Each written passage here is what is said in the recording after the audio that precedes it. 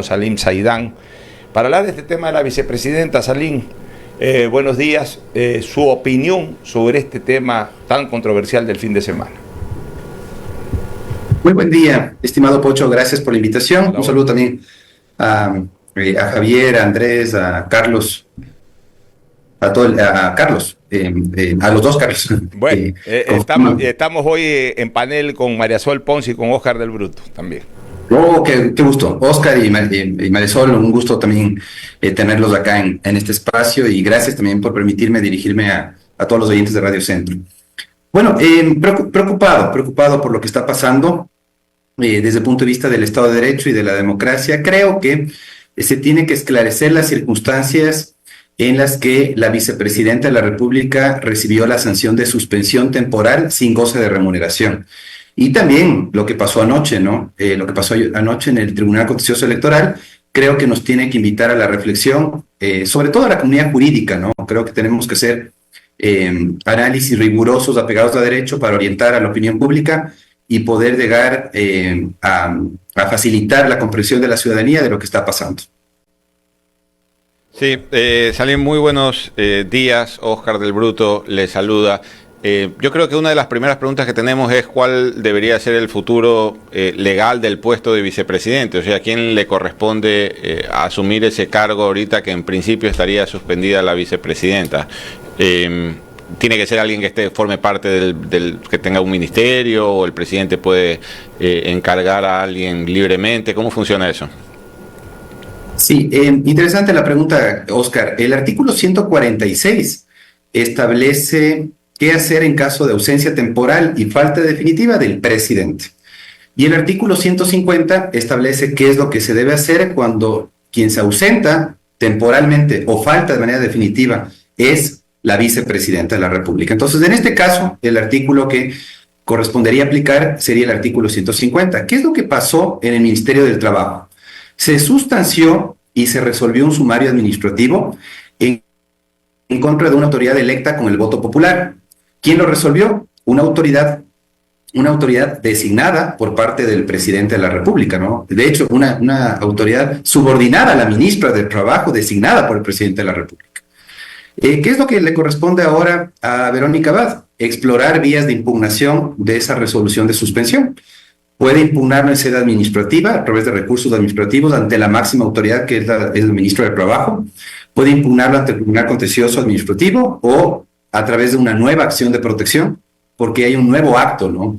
En una primera ocasión, Abad, con sus abogados, Damián Armijos y Dominique Dávila, impugnaron el auto de inicio del sumario administrativo. Ahora están habilitados para impugnar la resolución mediante la cual se le impuso la sanción de suspensión. ¿Qué pasa si en estos 150 días de suspensión se impugna esta resolución y un juez lo deja sin efectos jurídicos? Puede cambiar el futuro de la vicepresidenta. Pero ¿qué pasa si se mantiene con vida jurídica esa resolución de suspensión? Si ustedes observan, son 5 meses de suspensión. La Constitución, en su artículo 150, habla de 3 meses. 3 meses de ausencia convierten a la ausencia en falta definitiva.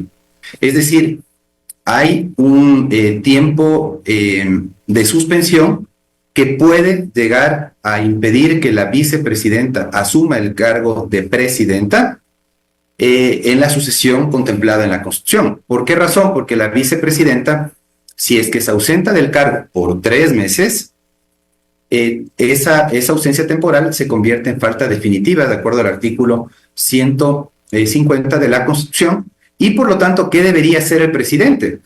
El presidente debería hacer lo que hizo el presidente Moreno en su momento: expedir un decreto ejecutivo, enviar una terna a la Asamblea para que entre 3 nombres propuestos por él se escoja a su reemplazo.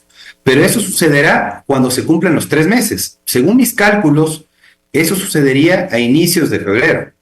Es decir, ¿le alcanza al presidente de la República para hacer campaña y asegurar el encargo a una persona de su confianza? Según mis cálculos, no le alcanza para encargar el poder a una autoridad de su confianza. Esto sucedería simplemente, insisto, si es que se cumplirían los 3 meses en el mes de enero. Según mis cálculos, se cumplen en el mes de febrero, María Sol.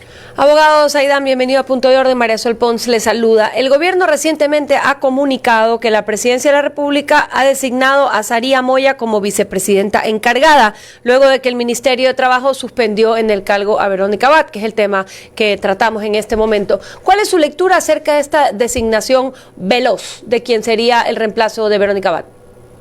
Sí, me preocupa un poco, María Sol, y por una sencilla razón. Si usted observa el artículo 150 de la Constitución, es sumamente claro, contempla varias circunstancias que se pueden presentar. Mire lo que dice el artículo 150, dice, en caso de ausencia temporal de quien ejerza la vicepresidenta, corresponderá el reemplazo a la ministra o ministro de Estado que sea designado por la Presidencia de la República. Eso es lo que ha hecho el presidente, ¿no? Se ha producido la ausencia temporal, ha aplicado el primer inciso del artículo 150 de la Constitución. Hasta ahí vamos bien, ¿sí? Sin embargo, si usted se fija en el artículo 146, ahí están descritas las circunstancias que pueden dar lugar a la ausencia temporal. Y ahí le habla de que puede ser la enfermedad u otra circunstancia de fuerza mayor. No sé si en este caso aplica la fuerza mayor, que es lo que justamente se invocó en el caso de Jorge Glass en su momento, en el gobierno de Moreno.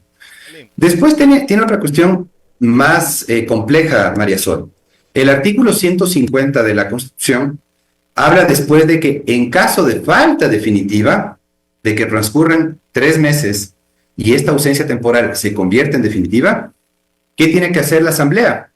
Elegir al reemplazo de una terna presentada por el presidente de la República, ¿sí?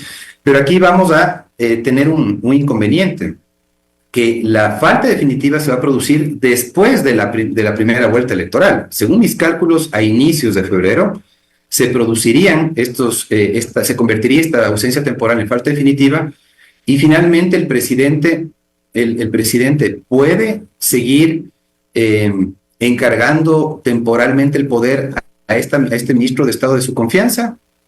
Me parecería que esa es la intención del gobierno, ¿no? Que se aplique este artículo 150, primer inciso, para que el reemplazo esté a cargo de un ministro de su confianza. Salim, definitivamente nosotros desde lo jurídico no estamos de acuerdo con esta decisión del Ministerio de Trabajo y esta suspensión de la señora ministra por varios considerandos que ya lo hemos hecho en nuestros comentarios. Sin embargo, yo vengo señalando algo desde hace algunos meses atrás y reitero en lo mismo, porque lo dice la Constitución, Salim. En el caso de que el presidente de la República se presente como candidato, cosa que ya ocurrió, ya está inscrito como candidato y tiene la obligación de presentar licencia electoral por motivo de elecciones el día 2 de enero o el 1 de enero para iniciar la campaña el 2 de enero, no se produce ausencia temporal. ¿Por qué? Porque la Constitución es clara, usted la ha leído bastante, la conoce de memoria y sabe que dentro de la calificación de ausencia temporal que da la Constitución, esto no es un tema semántico de lo que se nos ocurre a nosotros que es ausencia temporal, sino está especificado en la Constitución. Enfermedad, fuerza mayor, pero cuando habla de licencias concedidas por la Asamblea. La licencia electoral no es una licencia concedida por la Asamblea, por ende no obra la ausencia temporal y al no obrar la ausencia temporal no está obligada la vicepresidenta a asumir el despacho, sino a quien el presidente finalmente encargue el despacho, que puede ser a la propia vicepresidenta si es una persona de confianza o puede ser a cualquier ministro de Estado. Y ya tenemos antecedentes de eso, Salim, 3 antecedentes de miembros del Ejecutivo. El primer antecedente del propio expresidente Correa el año 2009, cuando fue candidato a la presidencia de la República ya con la nueva constitución, la de Montecristi, la que rige, la que ya tiene estas normativas. El presidente Correa en esa época ni siquiera pidió licencia porque no había obligatoriedad legal de pedir la licencia. Ni siquiera pidió licencia y fue candidato a la presidencia sin licencia incluso. Luego en el año 2013 ya hubo la obligatoriedad legal. El presidente Correa tampoco pidió licencia pero no encargó el despacho. Él siguió ejerciendo como presidente, creo que ahí manejaron el concepto de que hasta las 5 de la tarde, después de las 5 de la tarde hacía campaña, entonces a partir de las 5 de la tarde podía hacer campaña sin ningún tipo de problema y con tal de no promocionar obras ni nada, podía hacer su campaña sin problema. Y el tercer caso de un miembro del Ejecutivo que fue candidato a una reelección y tampoco pidió licencia fue el entonces vicepresidente Jorge Glass, cuando fue el binomio de Lenín Moreno, pero era vicepresidente de la República. Tampoco hubo encargo de la vicepresidencia. O sea, nunca nadie se encargó de la presidencia con Correa en el 2009, con Correa en el 2013, ni nadie se encargó de la vicepresidencia con Glass en el 2017. ¿Por qué? Porque la licencia electoral no genera ausencia temporal, porque es una licencia que no es concedida por la Asamblea, que es la condición que establece la Constitución para que obre la ausencia temporal. Yo creo que esa era la salida, Salim, que era una salida constitucional y que por lo menos mandaba al debate jurídico, porque lo de acá no tiene el menor asidero para un debate. ¿Qué opina? Sí, Pocho, efectivamente lo que ha sucedido en el pasado, especialmente en el gobierno de Correa, no puede ser la consideración de peso que se tenga ahora. Fue un periodo de poco respeto a la Constitución, de poco apego al ordenamiento jurídico y de una Corte Constitucional servil a los intereses del Ejecutivo, ¿sí? Usted tenía al secretario, al subsecretario, ¿sí? Digamos, intrometidos, ¿sí? En la actividad de la Corte Constitucional, y por esa razón, ¿qué es lo que lograron? Que la Corte Constitucional les dé vía libre para que puedan seguir en funciones sin necesidad de pedir licencia mientras realizan campaña electoral. Pero eso crea una desventaja enorme con respecto al resto de candidatos. Y no hay que olvidarnos Salim, no estamos discutiendo el pedir o no pedir licencia, sino el hecho de que se produzca una ausencia temporal. La Constitución habla de que ausencia temporal solamente es por licencia concedida por la Asamblea. O sea, hay tres situaciones, estimado Pocho. En temas de licencia estoy hablando, pues en temas de licencia. Ausencia temporal por enfermedad, fuerza mayor y licencia concedida por la Asamblea. Efectivamente no habla de esta situación que no está expresamente contemplada de que el presidente opte por la reelección. Eso está contemplado en una sentencia de la Corte Constitucional en la que se señala que si en este caso, por ejemplo, está completando un periodo de Guillermo Lasso, Daniel Noboa, no requiere de licencia porque estaría optando por su primer periodo de gobierno al postularse como candidato. Sí, efectivamente, si es que vamos a analizarlo así, la Corte Constitucional anterior le dio vía libre al presidente Correa de ese entonces y le da vía libre al presidente Noboa. A mí me parece que ahí nos estamos desviando de la interpretación histórica, del espíritu que animó a que se establezca esa restricción para el presidente candidato. El presidente candidato puede beneficiarse de los recursos públicos, el presidente candidato puede beneficiarse de la inauguración de obras, y eso puede crear una desventaja con el resto de candidatos. Entonces yo sí creo que es importante ir al espíritu de la exigencia de la licencia. A mí me parece que si es necesario que el presidente pida una licencia, coincido con los consejeros de Enrique Pita y Elena Nájera que se han manifestado en esa línea, y discrepo con la posición que dice que no hace falta la licencia, porque yo considero, insisto, Pocho, que hay que ir al espíritu. Sí, Salim, pero nadie está discutiendo lo de la licencia. Por supuesto que es necesario y es obligatorio pedir licencia. Lo que estamos hablando es que si con esa licencia obra o no obra una ausencia temporal. Otra pregunta quería hacer, Oscar, ya para finalizar. Sí, Salim, una última pregunta de mi parte. No sé si nos podría dar sus impresiones, cuáles son sus opiniones de esta resolución del Tribunal Contencioso Electoral que niega la candidatura del candidato Topic. Bueno, solamente para concluir algo que en lo que insistía Pocho. Claro, si es que voy al artículo 146, primer inciso, tengo solamente tres causales que derivan en la ausencia temporal: enfermedad, fuerza mayor y licencia concedida por la Asamblea. En este caso, ninguna de las tres aplica en este caso. Yo podría decir entonces, no aplica el artículo 146 de la Constitución. Sin embargo, insisto, el presidente de la República tendrá que considerar que en este caso se da una ausencia temporal irregular a mi criterio. ¿Por qué razón? Porque deriva de una resolución expedida por una autoridad incompetente que no podía asumir funciones a través de un acuerdo ministerial. La competencia, primer año de derecho, competencia surge de la Constitución y de la ley. No nace de acuerdos ministeriales, como en este caso se pretendió conferir competencia a la ministra de Trabajo.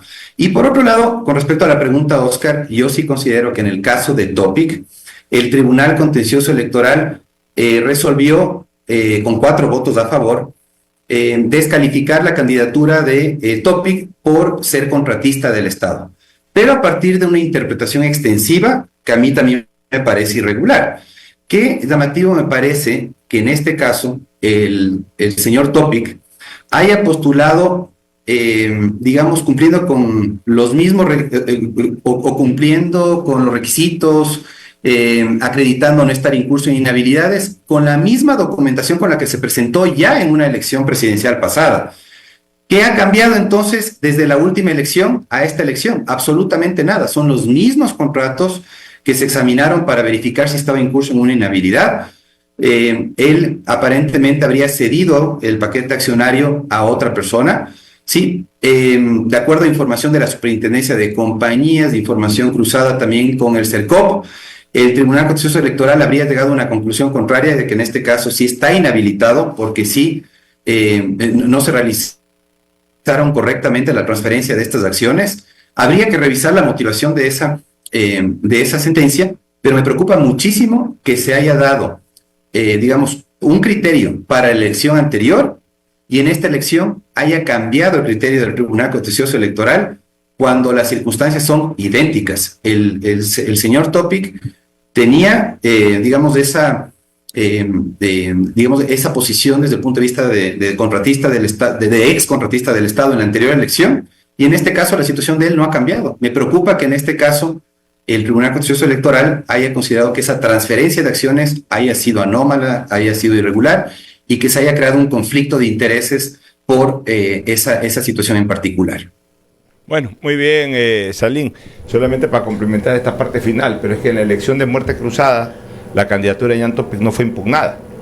Y el Consejo Nacional Electoral, igual que ahora, consideró que no había ningún tipo de problema para participar. Entonces no es que ha habido un cambio de opinión del contencioso electoral porque no lo analizó la vez pasada. No hubo impugnación. No hubo impugnación, esta vez hubo impugnación. Entonces, pero insisto, como señalé hace algunos minutos atrás, ese es un tema bastante controversial que merece un debate, un mayor debate en el foro. Correcto. Para poner ambas posiciones, ¿no? Sí. Gracias, Salim, por tu criterio siempre válido en materia constitucional. Ya estaremos conversando nuevamente en cualquier momento.